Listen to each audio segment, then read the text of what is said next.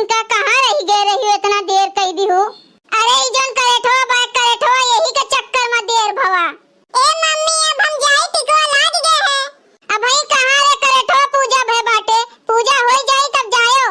ए झिनका पतुआ चौवाल तोहरे दोनों जने माई पुत बादी मत की हो पहले पूजा करो। ए दीदी एकाठू गाना वाना गाओ दादा एकाठू कढ़ौती नहीं। अरे दादा देखत है झिनका करेठो में परेशान है। अबे गाई थन रुकी रहा पूजवा कर लिए दियो पहले। बोलो ललही छठ माता की जय। बोलो कुछ देवता की जय। पूजवा कई भाई मोटका। हाँ अम्मा हाँ कई बहन। अच्छा तो कुसा में गांठ मार दियो सब जनी। अरे अम्मा मार दिहन कुसा में गठिया चटकीला बताइन है। अच्छा ठीक बा चलो तो एक आठ सोहर ओहर गाय दियो छठी मैया के तो वही आरती वारती उतारो। गाओ हो बड़की दीदी एक आठ कढ़ाओ एक ठू हमरे मुंह बाय हमइन गाई। अरे बड़की दीदी हिया तू से नी केहू का आवत है गावे जोन गाय दी है। अरे छोड़ो बड़की दीदी गाओ पूजा पाठ का मामला है गाय के मनाओ छठी माता के। एक बार जोर से बोलो छठी माता के जय हो। सासू कहेली बजनिया ना